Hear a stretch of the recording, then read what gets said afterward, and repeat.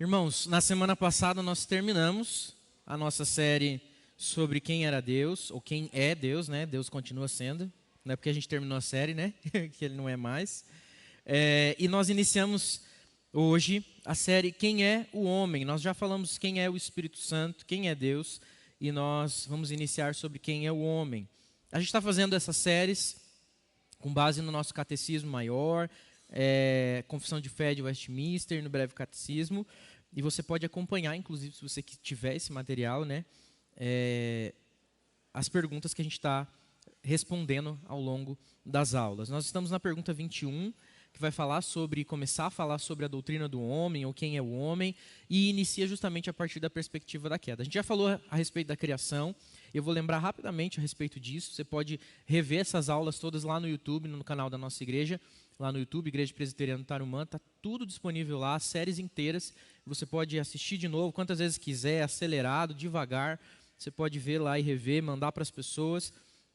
Mas eu quero lembrar um pouquinho você a respeito disso, porque a gente vai falar sobre quem é o homem, a perspectiva bíblica de quem é o ser humano. É verdade que é difícil responder essa pergunta assim, numa frase, não é verdade?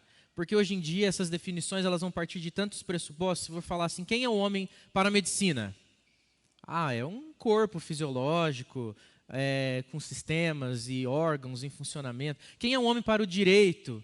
Puxa, o direito vai dizer que tem a ver com o seu exercício civil, legal, os seus direitos e deveres, enfim. Quem é o homem para a filosofia? Essa vai mais longe de todos. Essa aí eu não vou nem me aventurar a esboçar um conceito, né? Quem que é o homem para a própria antropologia, que estuda o homem e o seu comportamento? Mas a gente vai olhar aquilo que Deus fala sobre quem é o homem pela sua palavra e que vai guiar, balizar todos esses outros conceitos que podem ser formados a respeito de quem é o homem.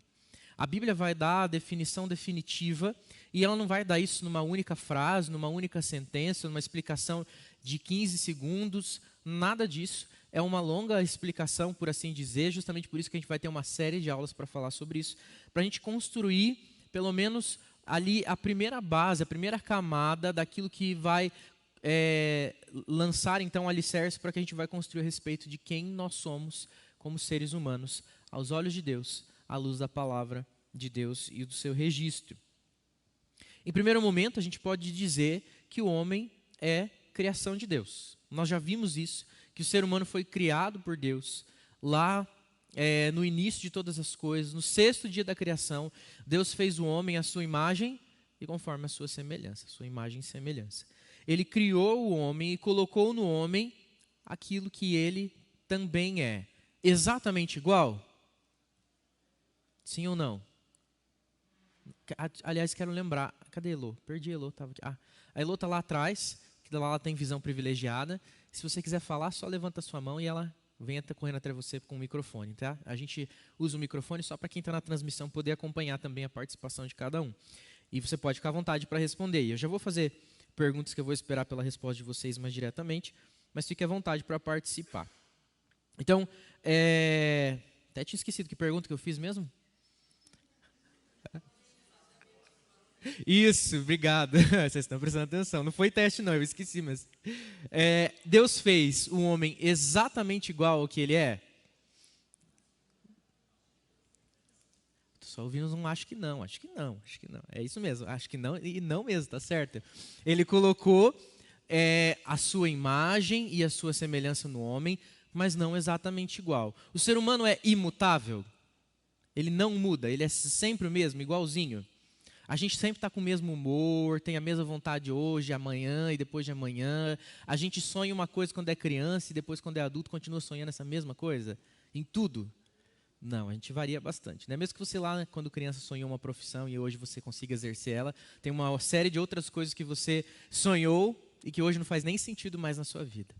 A gente muda de vontade, a gente muda de humor, a gente muda de estilo, a gente muda de direcionamento, a gente muda de uma série de coisas. O ser humano não é imutável, Deus é imutável. O ser humano é sabedor de todas as coisas, conhece tudo, tem ciência, sabedoria de todas as coisas? Não, Deus tem, mas a gente não tem. Mas o ser humano é criativo? Isso é muito criativo. O ser humano é criativo, isso é expresso de tantas formas, e isso vem da parte de Deus. O ser humano sabe amar? com algumas dificuldades ali, né? Mas sabe amar. O ser humano sabe ser solidário, bondoso? Sabe sim, né? Também com algumas dificuldades, né, dona Clarice? Ali não é aquelas coisas, mas sabe. O Senhor coloca no homem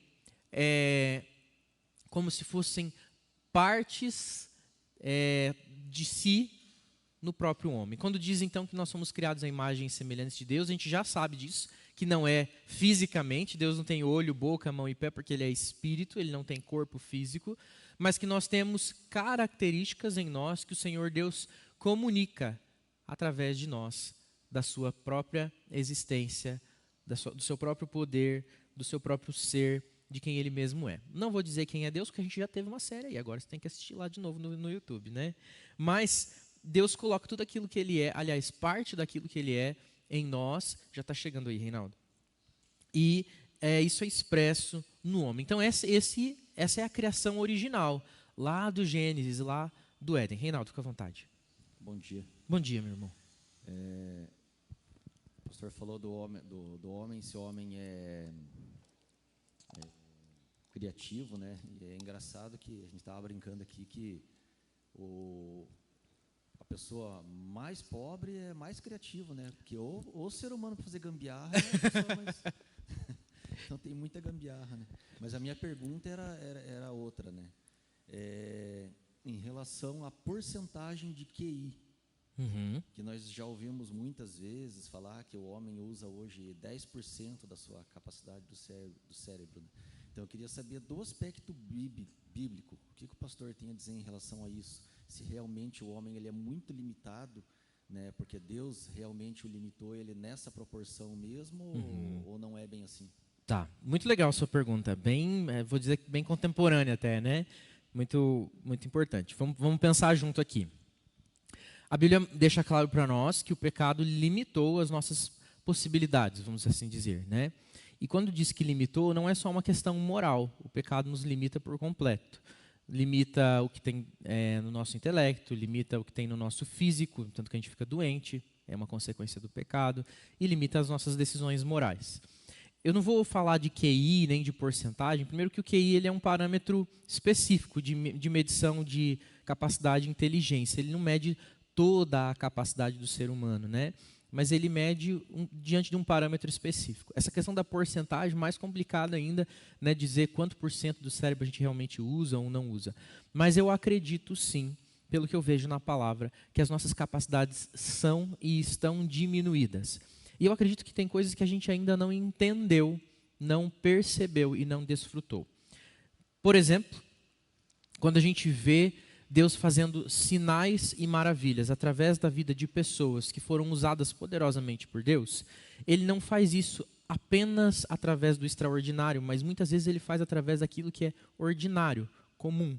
Ele usa a vida de homens para terem uma sabedoria diferenciada, um conhecimento profundo a respeito de coisas que eles não teriam se não fosse a presença de Deus na vida deles. Então eu acredito que o Espírito Santo permite com que a gente desfrute do nosso próprio cérebro de maneira mais proveitosa. Não só das nossas decisões morais, como eu disse, não só de uma espiritualidade num sentido mais etéreo da palavra, mas que essa espiritualidade influencia no nosso desenvolvimento físico, mental, eu acredito nisso. A gente vê, por exemplo, isso muito claro quando Deus capacita pessoas pelo Espírito Santo a ter habilidade de artesão, por exemplo. Quando é feito o templo lá, o tabernáculo, né? Diz que Deus capacitou, o Espírito capacitou Bezalel a ser excelente em fabricação de joias, tecidos, bordados, enfim, coisas manuais. Não precisa de um milagre para alguém bordar um tecido, mas precisa de habilidade. Então Deus usa uma coisa ordinária para dar uma capacidade a alguém pelo seu próprio poder. Então, andar perto de Deus é sim ter a possibilidade de se desenvolver intelectualmente também, porque Ele faz isso também com a nossa mente. O Espírito Santo trabalha no nosso corpo, né? A gente não é essa coisa separada, nós somos uma unidade entre corpo e alma. O Senhor Deus salva a nossa alma, mas também salva o nosso corpo. Embora esse corpo aqui vai ser eliminado, vai virar pó e a gente vai ganhar um novo corpo, mas Deus sempre associa a nossa alma com o corpo. Então, Ele se preocupa também com o corpo que nós temos hoje, assim como Ele se preocupa com o corpo futuro. Então, eu acredito, sim, pelo que a Bíblia evidencia para a gente, de pessoas fazendo coisas de forma extraordinária por meios ordinários, que a gente pode, sim, que a gente tem uma perda de capacidades cerebrais e tem um ganho em Cristo, né, quando nós estamos com Cristo. Também tem uma questão aí genética, assim, que a gente poderia explorar, que é o fato de que Adão e Eva foram criados com tudo de melhor, vamos dizer assim, em capacidades genéticas, em resistência fisiológica, com saúde plena e perfeita. Isso é diluído ao longo das gerações e é perdido por um afunilamento genético que acontece em Noé. Então, o que acontece? Existe uma população, e essa população é reduzida a uma única família. De novo, em Noé, quando todo mundo entra na arca, e aí isso diminui variabilidade genética. Diminuindo variabilidade genética, você tem maior incidência de doenças e maior puxa vida, como que é a palavra? Não é depredação, é maior defasagem, vou dizer assim, né, de todo o nosso desenvolvimento, inclusive neurológico, cerebral. Então também tem essa questão aí que a gente vê pela própria evidência da história bíblica, biologicamente falando, né? Existe essa possibilidade. Um emburrecimento. Um emburrecimento geral, né? Existe essa possibilidade. Mas em Cristo todas as coisas são restauradas e restauráveis, ainda bem. Mas muito boa a sua pergunta. E ela cabe perfeitamente naquilo que a gente está falando, sobre quem é o homem, sobre aquilo que Deus fala a respeito do homem. Isso também faz parte de quem nós somos. Eu quero falar então hoje, especificamente, a respeito daquilo que Deus fez no homem e daquilo que foi perdido na queda. O homem foi criado, então, perfeito, com liberdade, com livre escolha, livre vontade, e com possibilidade, inclusive, de de andar perto de Deus ou de não fazer isso, como é o que acontece também. E quando ele toma a decisão de então não estar mais perto ou debaixo da autoridade de Deus na sua vida prática, quando ele toma do fruto e come do fruto, tudo isso que havia sido criado foi deturpado, modificado. Eu quero que você abra comigo lá em Gênesis capítulo 3, se você puder. Primeiro livro da Bíblia, no 3º capítulo. Lá no comecinho da sua Bíblia. Gênesis capítulo 3, versículos 6 a 8. Vai narrar para a gente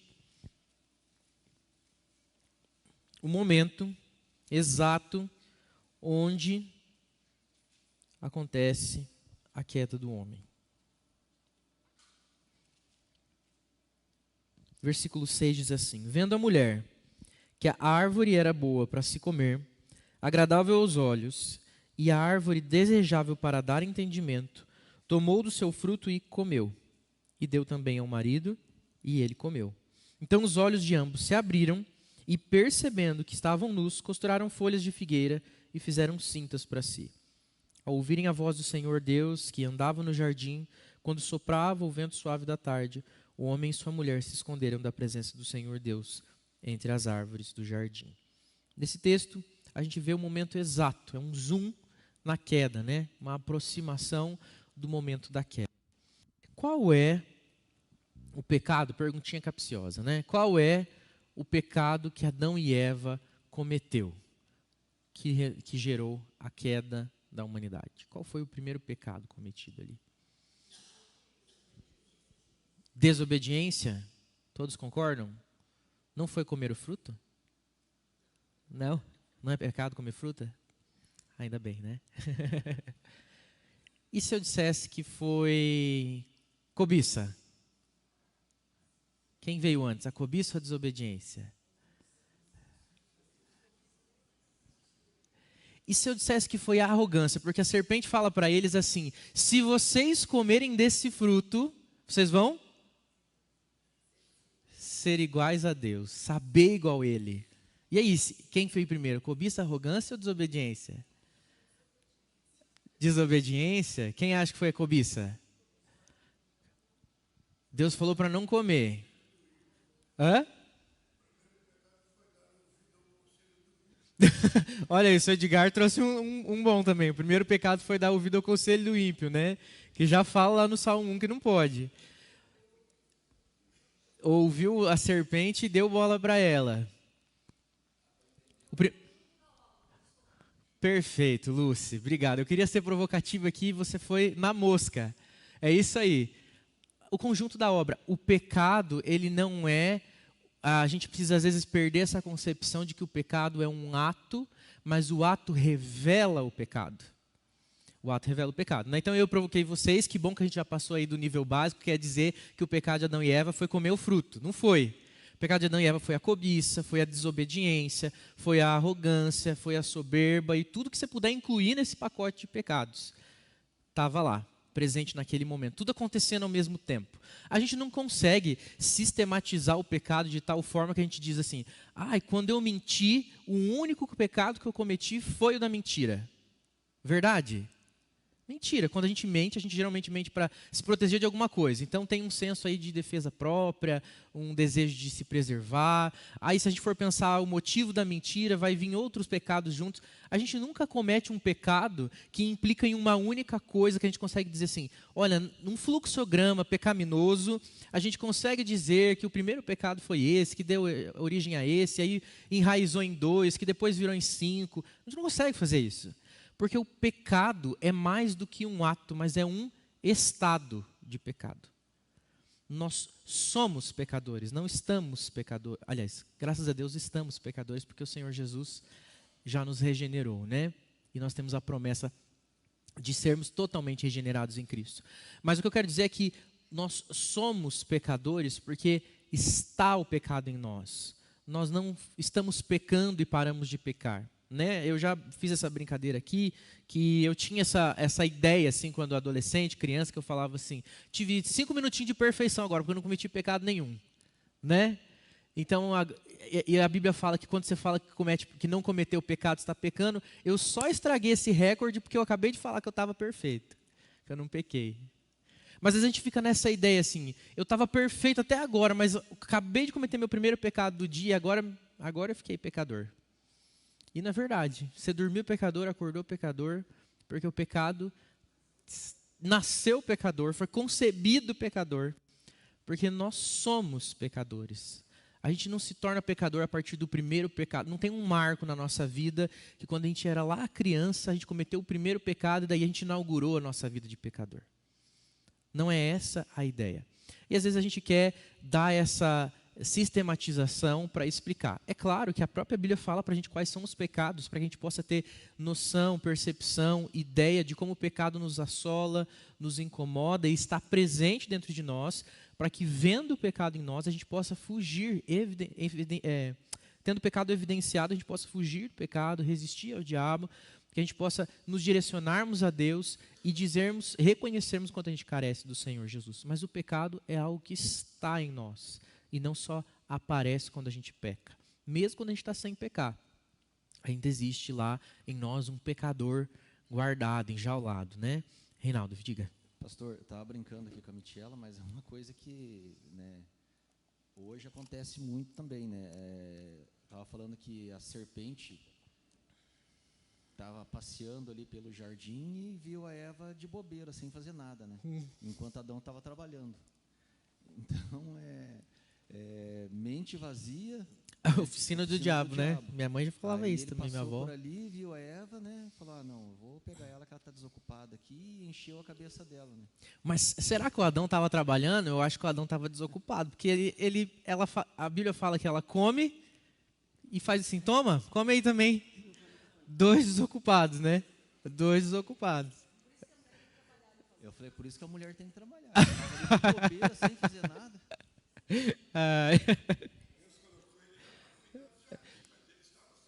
Ele estava só na boa. Tinha função, tinha trabalho, mas ele estava na pausa do cafezinho. Então, cuidado com a pausa do cafezinho, né? Parou e não estava trabalhando. Oi? Não vigiaram. E o que acontece? Então, diante de tudo isso que eles viveram, fizeram, pecaram, o pecado assolou não só eles, mas eles são representantes de toda a humanidade. O ser humano, Adão e Eva representam todos os seres humanos, porque todos eles vieram, de fato, de Adão e Eva. O pecado se torna um problema passado de geração a geração. Todos os seres humanos que vieram depois de Adão e Eva são assolados pelo pecado. Ali existe a entrada do pecado na humanidade. Eu não vou entrar na questão da origem do mal aí, porque esse é um assunto complexo, né? Exige uma série só para falar disso, né? E bastante estudo para a gente falar sobre isso. E a gente ainda não vai chegar numa resposta que vai contentar todo mundo, porque realmente é algo complexo. Mas se a gente conseguir perceber, o mal não é inaugurado ali, mas ele já vem no pacote da serpente ali. A serpente vem e ela acha um espaço sorrateiramente para inserir o mal naquilo que Deus havia criado. Ela já vem carregada daquilo que é mal, né? A gente fala serpente, mas a Bíblia deixa claro para a gente que ela foi tomada por Satanás. Era o próprio diabo que estava ali tentando e conseguindo inserir o pecado na humanidade. A gente não pode esquecer que, apesar disso ter sido um grande dano para toda a humanidade, para todos os seres humanos, isso não estava fora do plano de Deus, da soberania de Deus. O Senhor Deus já estava pronto, preparado e já havia se antecipado a respeito de tudo isso. Ele não foi surpreendido pela entrada do mal. Quero falar algumas coisas, então, alguns aspectos do homem que fazem contraste daquilo que ele era e daquilo que nós, hoje, frutos do pecado, passamos a ser. O primeiro é que a gente, como ser criado de Deus, não éramos iguais a Deus, já falei sobre isso, né? Citei aí que nós não somos imutáveis, não somos incorruptíveis, não somos inerrantes, e nem mesmo Adão e Eva eram nenhuma dessas coisas. Eles, embora fossem criados em perfeição, em plenitude, eles não eram incorruptíveis, não eram inerrantes, não eram imutáveis. E a prova disso é que eles desobedecem, cobiçam, comem do fruto e sofrem as consequências, e todos nós sofremos assim também. Se a gente fosse criado à imagem e semelhança de Deus em igualdade, nós seríamos deuses. Nós não somos. Somos criaturas, somos humanos, somos bem limitados e nada divinos. E, diferentemente, e esse é um assunto que de vez em quando a gente fala, mas a gente sempre precisa lembrar, porque existe bastante confusão. A primeira coisa que é totalmente diferente em Adão e Eva e em nós, por causa do pecado, é a liberdade de escolha. Nós não temos livre arbítrio. Essa é uma frase que muito crente por aí diz: ah, pastor, mas a gente tem o livre arbítrio, né? Não tem. A gente tem uma falsa ou uma concepção errada daquilo que é livre arbítrio. A gente às vezes até entende e fala do jeito errado, né? E é importante a gente conseguir corrigir isso também. Mas mais importante do que tudo é você entender que o livre arbítrio é um poder de escolha para se livrar ou se colocar ou sair novamente de uma situação que seria dada como permanente, como a situação do pecado. O livre-arbítrio permitia com que Adão e Eva pudessem escolher permanecer com Deus livremente ou escolher ir em direção àquilo que era mal, o pecado, e ser totalmente corrompido por ele. O problema é que quando a gente é corrompido pelo pecado, não existe caminho de retorno sozinho pelas mãos do homem. Não existe. Não existe esse caminho. E a Bíblia deixa isso muito claro. Eu e você, por causa do pecado que foi, então, inserido na humanidade lá em Adão e Eva e vem até nós hoje, nós estamos tão contaminados em quem nós somos que nós não temos a possibilidade de escolher viver com Deus ou viver no pecado. A gente só consegue ter uma única inclinação, que é viver no pecado. O pecado, ele entra dentro de nós de tal maneira que a gente não consegue resistir à nossa inclinação natural de ser pecador. E por isso que o pecado não é uma coisa, um ato, mas é algo que está entranhado dentro de nós. É como se fosse algo que circulasse. Não queria trazer para esse âmbito sólido, físico, porque senão a gente fica pensando que tem ligação com coisas físicas diretamente, mas assim, só para ilustrar aí na sua mente, né, visualizar. Eu sou muito visual, então para mim vai gerando tantas imagens do que eu vou falando, né? E eu quero compartilhar um pouquinho com você, mas é como se tivesse isso circulando no seu sangue. Aí você fala, então eu vou limpar meu sangue, mas já entrou nas suas células.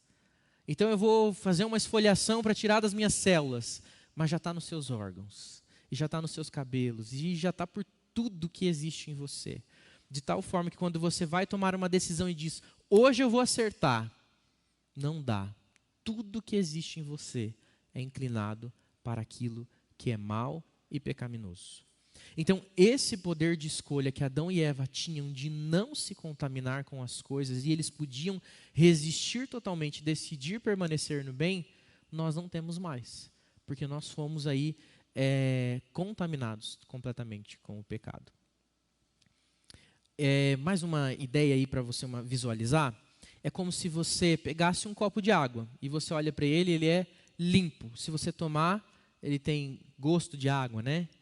Não tem gosto nenhum, né? Não tá sujo, contaminado com nada. Se você pingar ali algumas gotas de limão, ele vai continuar talvez com uma aparência muito similar.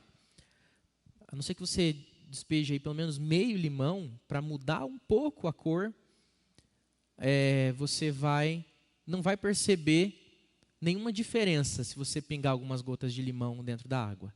Mas se você tomar um gole dessa água com limão, já alterou o gosto. Não é verdade? Então, é a mesma coisa. Depois que o pecado entrou em nós, tudo que a gente faz tem um gostinho amargo no final. Aliás, azedinho, né? O limão não é amargo, é azedo. Mas tem um azedinho no final. A gente nunca mais consegue e conseguirá fazer isso. Só por um único caminho, que é Jesus Cristo.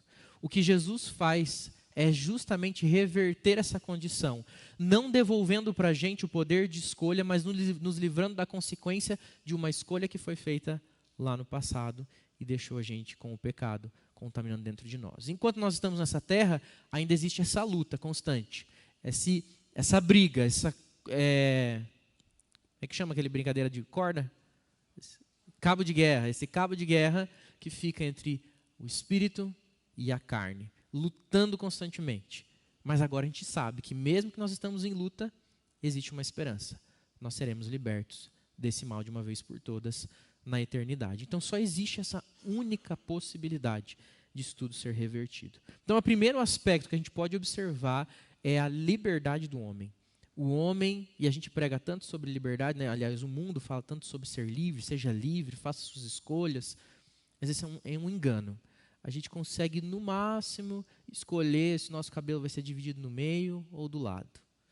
Mas, de resto, a gente não consegue fazer nenhuma escolha que seja de fato importante e que redunde numa transformação total da nossa vida, se não for pelo poder de Deus e a vida de Cristo Jesus em nós. Então, a gente é incapaz de usar esse dom de liberdade para se sustentar como filho de Deus, para ser amigo de Deus, para andar próximo de Deus, se Ele primeiro não vier até nós, não nos chamar e nos resgatar. E isso colocou a gente então numa... eu não vou falar, vou tentar fazer vocês chegarem comigo lá nessa conclusão. Como que é o nome daquelas pessoas que perdem o seu poder de escolha e são dominadas por outras coisas? Pessoas que um dia tiveram um poder de escolha, perderam totalmente seu poder de escolha e hoje são dominadas por alguém ou por alguma coisa. Escravos. O ser humano está fadado a ser escravo de alguma coisa. Esse é um fato. Depois da queda, nós somos escravos. Primeiro, do próprio pecado, onde nós nascemos. Mas o Senhor, e talvez isso possa até te incomodar um pouco, nos chama para sermos escravos dele.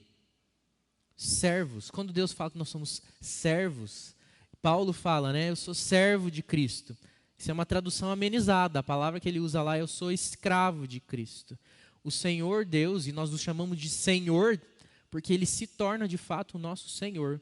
Já que a gente então, na nossa condição de pecado, estamos fadados a sermos escravos, o Senhor diga, venham até mim e sejam escravos de um Senhor bondoso, gracioso e misericordioso, que não tem prazer em chicoteá-los, em amarrar bolas de ferro aos seus pés, em humilhá-los, mas que quer possuí-los para lhes dar bênçãos sem medida. salvação. Hã? Troca de senhorio, mas a gente não deixa de ser escravo. Talvez você nunca tinha olhado a perspectiva da fé cristã por esse lado, mas nós continuamos escravos, mas agora somos escravos de Cristo, escravos do Senhor, do melhor Senhor que pode existir. E essa é a melhor solução que há. Então, a gente ficou tão preso por essa questão do pecado, e ele então afeta de tal forma a criação, que nós fomos agora feitos escravos em qualquer circunstância. Alguns são escravos de si mesmo, das suas vontades, dos seus desejos, do pecado. E só existem, na verdade, dois senhores, não é verdade?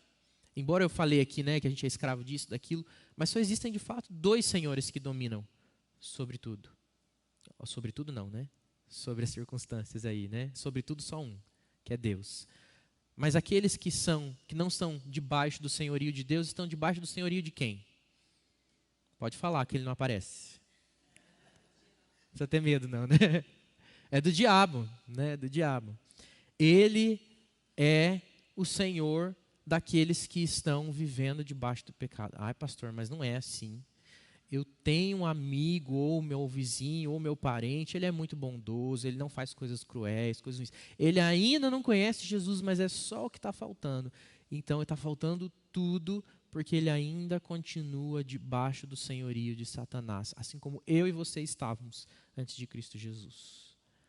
Então, só existem esses dois senhores: o Supremo, Criador de todas as coisas, e o Senhor daquilo que é mal, que é Satanás. Isso. Exatamente. Essa relação muda, né? Nós somos feitos filhos de Deus. Veja que então ele se torna o nosso Senhor, nós somos escravos dele, mas ele nos trata como da família. Ele nos recebe como filhos, ainda que nós sejamos de fato escravos. Veja como existe essa relação clara da escravidão, quando a Bíblia diz que o Senhor Jesus nos comprou por alto preço. Preço de sangue. Você compra quem? Escravos, né? Pessoas que você compra são escravos. O Senhor Jesus pagou o preço alto pela nossa vida. Nós somos comprados, né? Nós somos povo de propriedade exclusiva. Propriedade, essa palavra é de alguém que possui outro. Nós somos propriedade de Deus, né? Mas Ele nos compra, nos possui e diz: agora vocês vão viver como filhos dentro da minha casa, dentro da minha presença, né? Tinha mais alguém que queria falar? Não? Perfeito. Nasce escravo, morre escravo. Aí só tem que ver de quem, né? Ou você tem o selo do Senhor verdadeiro, ou você é levado. E aqueles que estão debaixo do senhorio de Satanás, eles não viverão debaixo do senhorio de Satanás, mas serão condenados junto com Satanás, né? Esse Senhor também não terá poder e não resistirá, não tem e não resistirá. O governo dele é mínimo, ilimitado e limitado, não ilimitado, né? Limitado e já tem condenação certa já para ele também. Deixa eu acelerar aqui que eu estou empolgado e tem coisa para falar e já tenho 15 minutos só. Claro, o presbítero Paulo, Elu.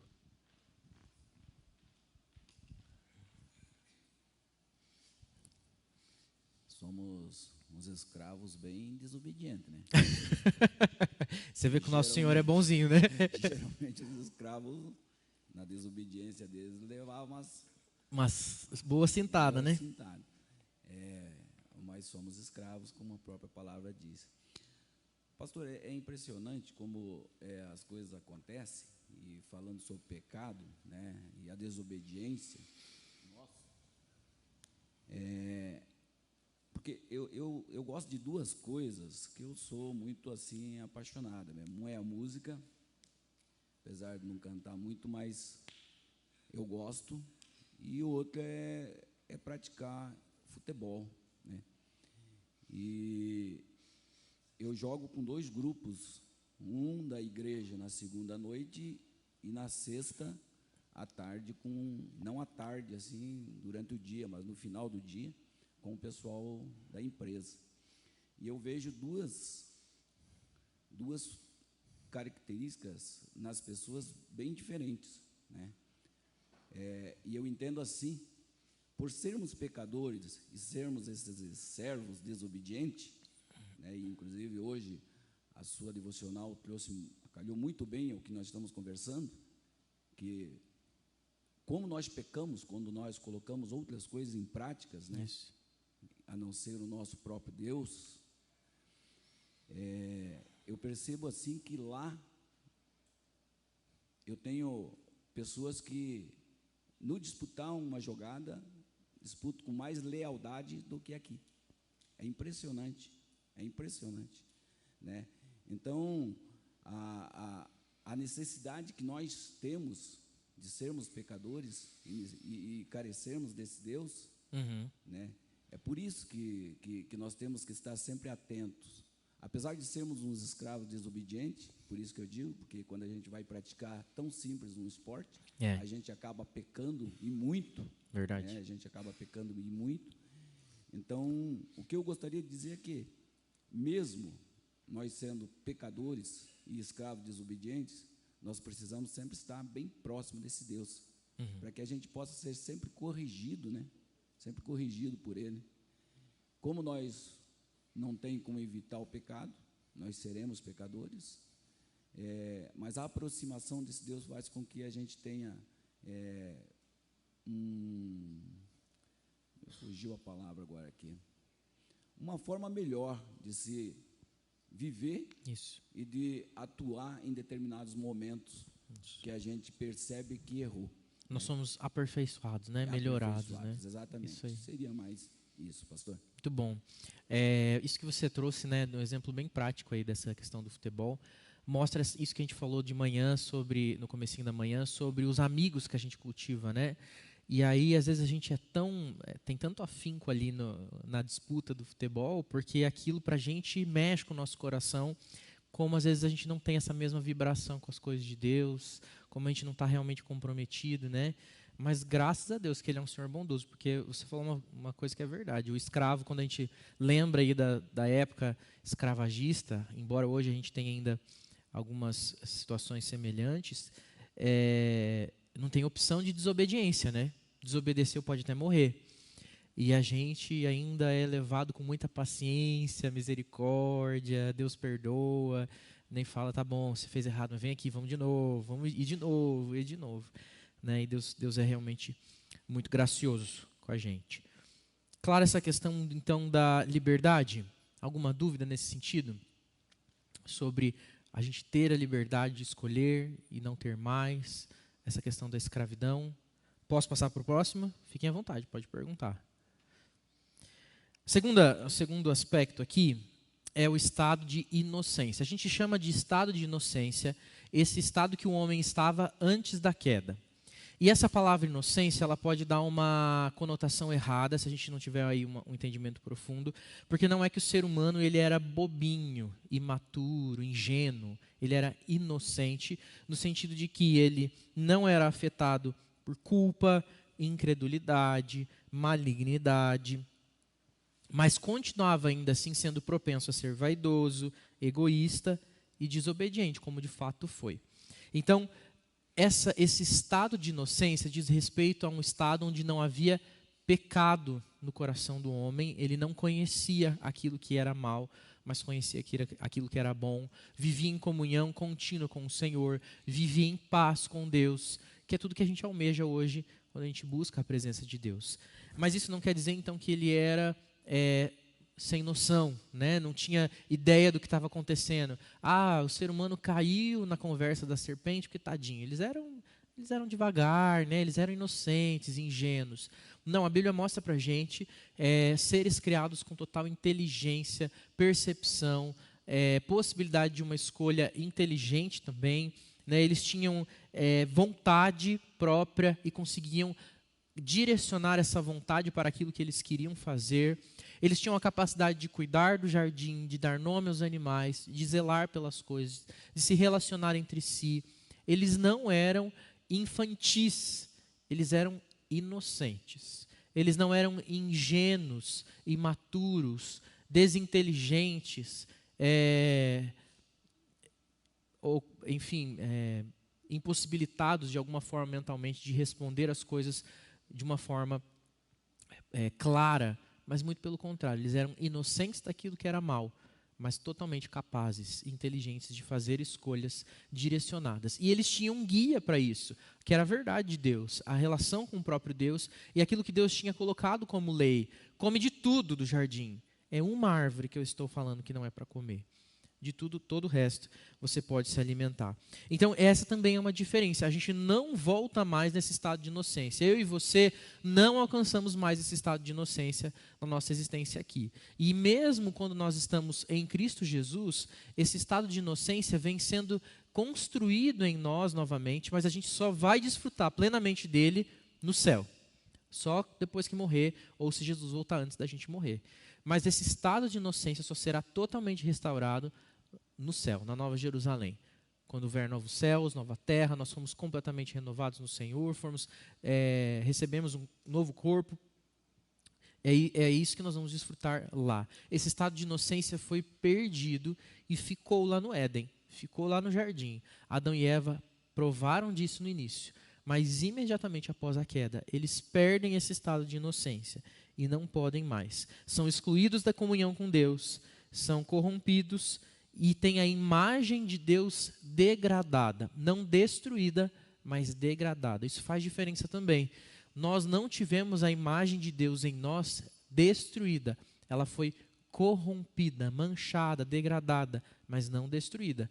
Ela permanece em nós. E é por isso que quando eu fiz as perguntas lá no começo, o ser humano é capaz de amar, de ser bondoso, solidário, enfim, tanto que ser criativo e tantas outras coisas que a gente continua expressando, crentes e não crentes, porque ainda está em nós, mas foi deturpado. A gente não consegue fazer isso sem o gostinho azedo de limão lá no fundo, porque nós somos uma água que recebeu essa contaminação, ainda que às vezes pareça limpa e cristalina. Outro ponto aqui que é bem importante para nós é a mudança de centralidade. Se o ser humano, então, foi criado à imagem e semelhança de Deus, perfeito, ele foi criado também centrado em Deus. O termo para isso é teocêntrico, centrado em Deus. O ser humano fazia tudo centrado em Deus. Deus se encontrava com o homem constantemente na viração do dia e se relacionava com o homem, e ele estava ali vivendo para Deus, em obediência a Deus, orientado pelas coisas de Deus, desfrutando plenamente das bênçãos de Deus. Mas quando o pecado entra, muda essa orientação. E o centro da vida do homem deixa de ser Deus para ser ele mesmo. Ele passa a ser egocêntrico, centrado em si mesmo, no seu próprio ego, nos seus próprios desejos. Então, esse rompimento acontece e a queda traz para a gente um autocentramento, um desejo de estar voltado para si, para suas vontades, para aquilo que é prioridade para si mesmo. E essa é uma luta das mais intensas que nós vivemos, né? E a gente falou sobre isso agora pela manhã, sobre humildade, porque a gente vive numa luta constante, e eu acredito que seja uma das mais tensas e difíceis que a gente tem para lutar, que é fugir do egocentrismo e voltar para o teocentrismo, onde Deus está no centro e não o nosso ego, a nossa vontade, os nossos desejos. Então, Adão e Eva eram centrados em Deus e passam a ser centrados em si mesmos. E nós nascemos centrados em nós mesmos. E é por isso que mesmo bebezinho a gente quer atenção para a gente. Mesmo a criança bonitinha, fofinha, quer atenção para si, quer o seu desejo suprido. E os adultos, então, nem se falem, né? A gente ama adorar a nossa própria vontade, servir o nosso próprio desejo, e deixa de ser algo voltado para ele, para ser voltado para o eu, para nós. O tempo todo, desesperadamente, incessantemente, tentando satisfazer a nossa própria vontade, o nosso próprio desejo. E eu vou dizer, é um buraco sem fim, onde a gente joga a terra para satisfazer e nunca está cheio. A gente sempre quer mais. Porque o único que pode realmente tomar esse lugar e fazer com que isso funcione é o Senhor Jesus, né? É o nosso Deus. E a gente não tem condição de lidar com isso. Veja que a gente se coloca, é a proposta da serpente, a gente cede a proposta da serpente de sermos iguais a Deus, queremos nos colocar no lugar dele, então centra na nossa vida em nós mesmos, mas a gente não tem material para isso, constituição para isso. A gente não tem condição de lidar com isso. Então, quando a gente centra a nossa vida em nós mesmos, a gente se vê desesperado, ansioso, oprimido, entristecido, encurralado, confuso, amedrontado. Porque quando a gente quer dominar a situação, falta braço para lidar com todas as coisas, né? A gente falou nas últimas aulas sobre a providência de Deus, que é essa capacidade de Deus de entranhar a existência de todas as coisas. Olha que perfeito e que contraste absurdo que é entre a magnitude de Deus e a nossa pequenez. Deus está sustentando nesse momento a minha e a sua vida por completo. Cada uma das células do meu corpo, do seu, está sendo sustentado pela mão de Deus ativamente nesse momento. Se eu quiser colocar a minha vida no centro e dizer, eu vou controlar tudo que está ao meu redor, a minha felicidade está nas minhas mãos, a minha prosperidade está nas minhas mãos, a minha saúde sou eu que cuido, porque eu vou fazer tudo para ter tudo nas minhas mãos. Eu não consigo sustentar o meu próprio corpo, que dirá que eu consigo garantir que ninguém de vocês vai me fazer mal, que nenhuma situação lá fora vai acontecer, que nenhuma catástrofe vai acontecer e atingir a gente enquanto a gente está aqui, porque eu vou segurar os céus e conter as nuvens. E se o vento vier, eu vou fazer uma grande parede só com o meu pensamento, para que o vento não bata forte aqui e derrube esse prédio. A gente não consegue fazer esse controle. O Senhor tem esse poder. A gente não tem condição. Mas é isso que a gente continua tentando fazer constantemente. Vivendo de forma egocêntrica, tentando controlar todas as coisas. E é por isso que a gente anda tão ansioso, desesperado, amedrontado. Porque a gente quer controlar, segurar tudo e dizer, eu vou dar jeito. Nada vai sair do controle, a minha vida vai dar certo, porque eu tomei as rédeas da minha vida. Que engano, né? Que grande mentira. E essa tentação, então, a gente tem constantemente. A gente vive nessa luta de colocar Deus de volta no seu lugar. O centro da nossa vida precisa ser Deus, né? De reconhecer, na verdade, que esse é o lugar. Ele sempre está lá, é a gente que foge e tenta se colocar nesse lugar. Para a gente finalizar aqui, a última situação é o fato do pecado em si existir, antes não existir e agora existir na humanidade. O pecado não estava na árvore, a gente já falou sobre isso. O pecado não estava no fruto que eles comeram, seja qual o fruto foi. O pecado não estava nem mesmo na serpente, que com um toque ela passou, mas o pecado estava evidenciado na lei que foi transgredida, e no coração do homem que transgrediu a lei, que desobedeceu. Então, de fato, né, vocês trouxeram aí a desobediência, e a desobediência é onde fica mais evidente o pecado entrando na humanidade. Deus falou, faça assim e não faça assim. E o ser humano fez justamente o contrário. Isso é desobediência. E aí fica, então, marcado para todo sempre a sua existência pelo pecado, pela transgressão.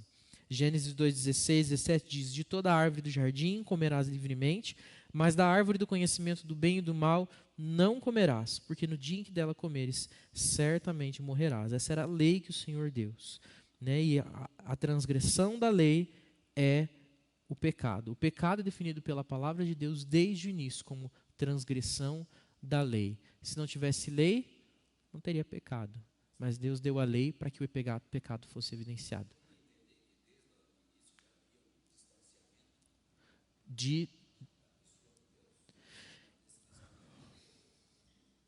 Desde quando foi a queda.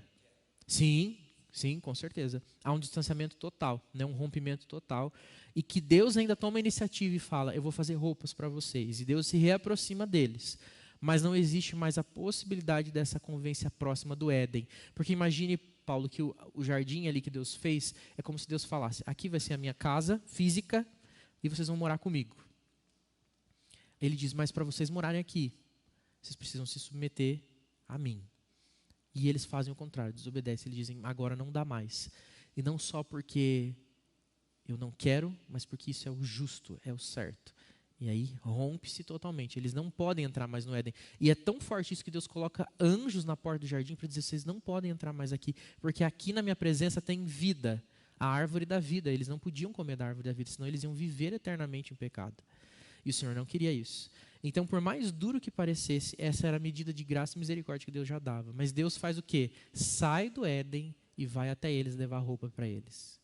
Esse é o movimento de Deus constantemente com a gente. Que é Deus sempre saindo da sua presença santa, da sua grandeza, se humilhando e trazendo roupa para vestir as nossas vergonhas. Né? Porque é automático. Na hora que o homem peca, a primeira coisa é que ele fica envergonhado consigo mesmo. E ele se cobre.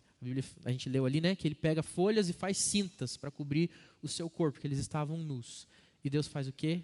Essa roupa não vai durar, a folha vai secar daqui a pouco. Vai murchar, não vai dar certo. Toma aqui.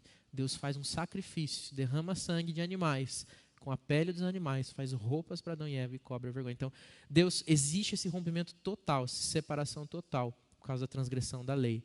E Deus é que vem e se aproxima de nós e nos dá a possibilidade da salvação. Isso é muito bonito. Isso é maravilhoso mesmo, que Deus faz conosco, né? E o pecado continua sendo a transgressão da lei. A desobediência que nós temos em relação àquilo que Deus diz para a gente fazer e a gente não faz. Não faz. Não entendi, desculpe. Quando é proibido?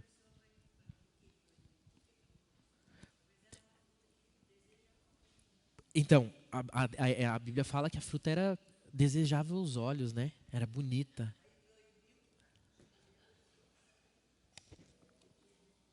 Dava vontade de comer, né? Era aquela fruta suculenta, bonita, brilhosa. Foi instigado, ficou instigado. Ficou instigado, né? E realmente a gente até hoje tem essa atração pelo que é proibido, né? A gente quer transgredir a lei, justamente porque o nosso coração é inclinado para aquilo que é mal. Veja como a gente não tem escolha própria mesmo. A tentação despertou no homem o egoísmo, a cobiça, a incredulidade, vícios psicológicos e morais degradantes que o levaram à insubmissão, à infidelidade, à traição, à rebeldia, resultando no rompimento do pacto estabelecido entre Deus e a humanidade. Isso é rompido por completo. Então, deixa de acontecer ali essa comunhão contínua e passa a existir um distanciamento gigantesco. Que daí vem a promessa de Deus, que mandaria um descendente que salvaria eles, né? E é pela fé que eles são também salvos, pela fé em Cristo Jesus. Há um aspecto interessante que o comentarista do Catecismo Maior fala a respeito disso, é essa questão da árvore, né? Deus deu o jardim inteiro e falou, meu e conhecimento meu é só uma árvore. Essa eu não quero que vocês tomem. E a gente tem dificuldade, né? A gente quer dominar tudo, quer ter tudo na nossa mão. E até isso acontece hoje. O Senhor Jesus nos dá todas as coisas e nos pede para devolver uma parte, o dízimo. E aqui eu não estou falando só do dízimo do dinheiro, não estou fazendo apelo financeiro, né? Embora essa também seja um mandamento. Mas uma parte do que nós recebemos de Deus, de tudo que nós recebemos de Deus, Deus pede que a gente dedique a Ele do nosso tempo, da nossa inteligência, das nossas emoções, do nosso financeiro, porque tudo vem dEle e a gente tira da mão dEle para devolver para Ele. Mas a gente acha que tudo é nosso, porque a gente está egocêntrico, né? Centrado naquilo que a gente mesmo quer. Embora a árvore prometia o conhecimento do bem e do mal, o homem não ganha o conhecimento pleno daquilo que é bom e nem mesmo daquilo que é mal. A gente não sabe, ainda olhando para a nossa realidade, vendo quanta maldade existe, quantas atrocidades e quão triste é tudo aquilo que a gente vê ao nosso redor. O ser humano não conhece tudo que existe sobre o mal, assim como ele não conhece tudo que existe sobre o bem. E graças a Deus por isso. Graças a Deus por isso. Pode ser pior. O mal pode ser devastador. E isso é o que está reservado para aqueles que serão condenados. O desfrute pleno daquilo que é mal. E a dor eterna. A gente vai valorizar quando não der mais tempo, né? Quando fechou a porta da arca, né? E é justamente isso que a porta da arca fala para a gente, né? As pessoas que quiseram entrar na arca ficaram desesperadas quando a água veio, quando tudo estava sendo tomado. Mas enquanto foi anunciado em tempo de paz, ninguém quis, né? Ridicularizaram. Então, veja que a gente vai ser tarde demais quando a gente observar o mal que nos aguarda na condenação, a dor e a tristeza contínua que nos aguardam na condenação eterna. E é por isso que nos é oferecido gratuitamente, constantemente, da presença de Deus, da parte de Deus, a salvação em Cristo Jesus. Só Deus conhece todas as coisas, inclusive Ele conhece tudo aquilo que é bom, tudo aquilo que é mal, e ainda assim não se corrompe, porque Ele é perfeito, plenamente justo, e é por isso que só Ele pode ser o nosso Salvador, o nosso Redentor, e transformar a nossa vida toda. Hoje nós vimos então essa condição do homem, da inocência à corrupção, esse contraste da liberdade, do estado de inocência, do teocêntrico para o egocêntrico, e daquilo que era sem pecado, puro e pleno, para aquilo se tornou o conhecimento do bem e do mal que nos afeta por completo. Quero terminar lendo um último texto com você, de 2 Coríntios 11, 3. Se você pudesse colocar em pé já, a gente lê esse texto junto em pé e já termina a hora encerrando. Que daí, se você estiver em pé, eu não vou ter a tentação de falar mais um monte. Vou ficar com dó se você ficar de pé. 2 Coríntios, segunda carta de Paulo aos Coríntios, capítulo 11, versículo 3. Eu vou ler desde o 1 ali um pouquinho mais, né? 11, 1. Eu gostaria que vocês me suportassem um pouco mais na minha loucura. Portanto, suportem-me. Tenho zelo por vocês como zelo que vem de Deus, pois eu preparei vocês para apresentá-los como virgem pura a um só esposo, que é Cristo. Temo que assim como a serpente com a sua astúcia enganou Eva, assim também a mente de vocês seja corrompida e se afaste da simplicidade e pureza devidas a Cristo. Paulo está aqui chamando a atenção ao povo da cidade de Corinto para que eles fossem preparados e separados para um único Deus, vivendo para um único Deus somente, que é Cristo, né? Vivendo para Cristo como esposo, como uma virgem pura a um só esposo, que é Cristo. Mas que ele tinha um medo, que a gente copiasse o comportamento de Eva e fôssemos seduzidos pelas coisas que estão ao nosso redor. Nós somos atacados tenazmente, como a palavra mesmo nos diz, constantemente, fortemente, pelo mal todos os dias, para que a gente continue sendo seduzido pela proposta da serpente. E a gente responda como Eva, como Adão respondeu, e seduzidos pela cobiça, pela desobediência, pela transgressão da lei, sejamos levados, arrebatados para aquilo que é mal. Mas o Senhor Jesus nos chama para sermos exclusivamente deles. Povo e propriedade exclusiva de Deus, escravos de um bom Senhor, que são tratados e considerados filhos de Deus. Essa aula de hoje nos constrange a perceber que só existe um caminho de salvação, e ele está totalmente disponível para nós, gratuitamente disponível para nós, e que a gente não consegue dominar a nossa própria vida e prover a nossa solução da morte. Mas Cristo pode, e ele se põe disponível a nós nessa manhã. Eu quero orar com você para a gente encerrar e convidar você a renovar a sua caminhada com Cristo.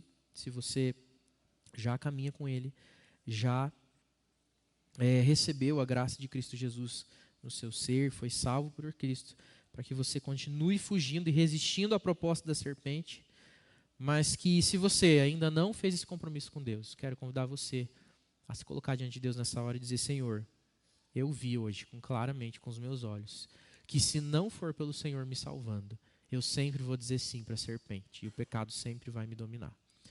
Vamos orar?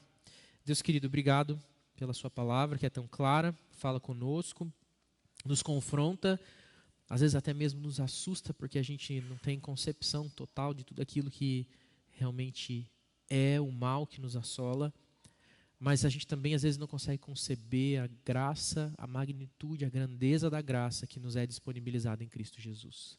Não nos deixe desprezar, ó Pai querido, essa graça maravilhosa, mas que a gente possa desfrutar dela dia após dia, andando perto de Jesus. Somos chamados a nos achegarmos a Deus, somos chamados a nos relacionarmos com Cristo, a sermos próximos dele, porque senão nós só viveremos inclinados àquilo que é mal, sendo escravizados pelo diabo, pelo pecado, pelo nosso próprio eu.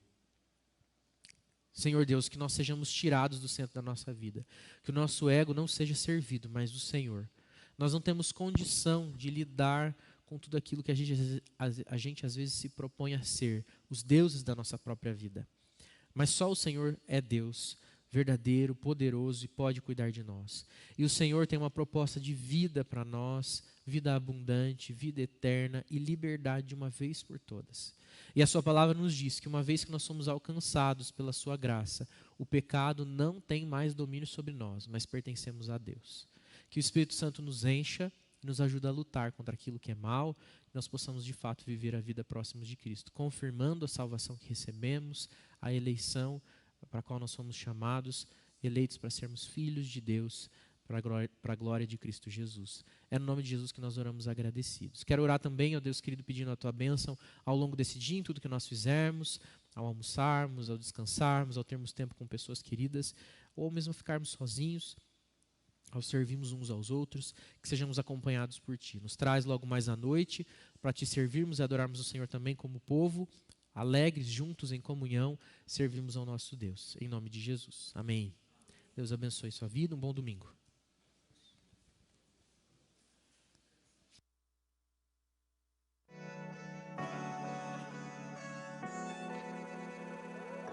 Você me pergunta quem sou.